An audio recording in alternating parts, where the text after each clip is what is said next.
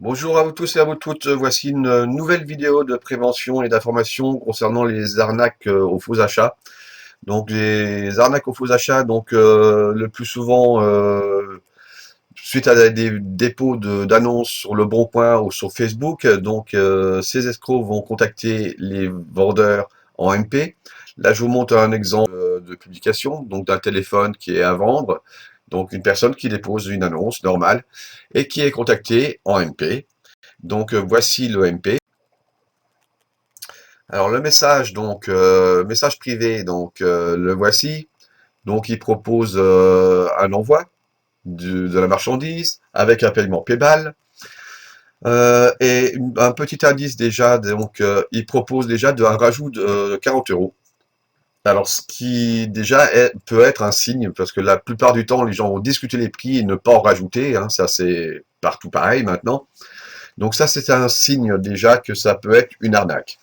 Ensuite, alors, l'escroc dit tout simplement, enfin donne son adresse, dit qu'il va faire un versement par PayPal.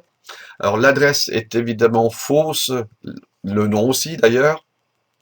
Là, après quelques recherches, cette adresse est déjà été utilisée depuis un an avec des noms différents. Quelquefois c'est le 2, boulevard Pont Achard, quelquefois le 22.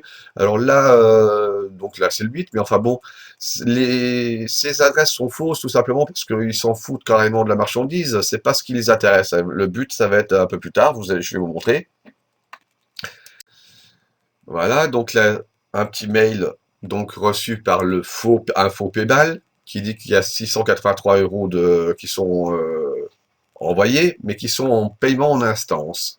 Paiement en instance, pourquoi? Parce qu'il demande un justificatif, un numéro de suivi de l'expédition du colis. Voilà. Alors, la personne a un petit doute et va dire j'attends déjà avant d'envoyer le colis que l'argent soit sur mon compte. Et là, ils ont une petite réponse toute faite là-dessus, puisque bien sûr, l'argent ne sera pas visible sur le site internet PayPal si on va directement sur le site internet PayPal. Donc, la réponse est tout simplement que le paiement ne sera pas affiché tant que le colis ne sera pas envoyé, ce qui est faux.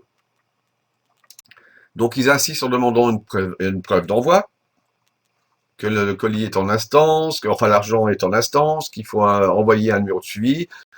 Voilà. Donc, on va lui faire un faux avis d'expédition par ce Colissimo. Et donc là, normalement, il doit être content, donc il a ce qu'il veut. Et ensuite, donc là, voici donc un faux mail encore reçu de PayPal. On ne voit pas ce qui est en haut parce que c'était un peu illisible, mais en haut, c'est marqué tout simplement que le client, l'acheteur, a un compte PayPal en Suisse. Donc, si le vendeur veut toucher l'argent, il faut qu'il paye, qu'il ouvre un compte premium et c'est payant, soi-disant.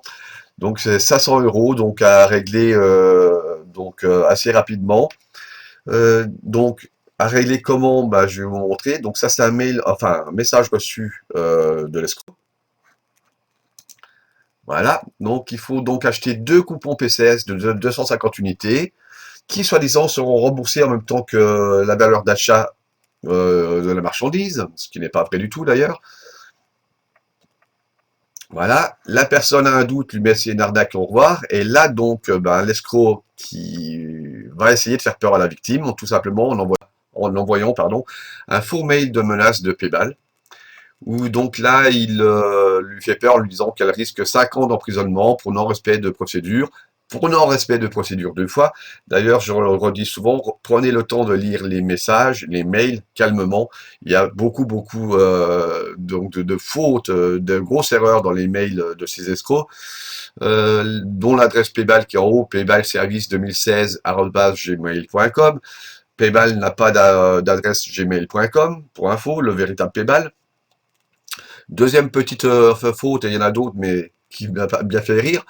Nous ne doutons pas de votre bonne foi, FOIE. Voilà. Donc là, c'est vraiment pour faire peur, faire craquer la victime. La victime qui l'a contacté en disant qu'elle a reçu ce genre de mail. L'escroc qui lui dit oui, je comprends, moi aussi j'aurais demandé pourquoi, mais ils m'ont expliqué que c'était la procédure. Bah oui, il pousse à tout prix à ce que la personne fasse ses bons, d'ailleurs, il remet. Hein. Voilà, ainsi les 500 € de recharge PCS que vous achetez vous permettent d'entrer en possession de tout votre argent directement sur votre compte en banque. Voilà. Et il insiste encore, parce que plus de réponse, il insiste pour faire pousser la personne à payer cette fausse taxe, ces faux frais pour un compte premium. Voilà.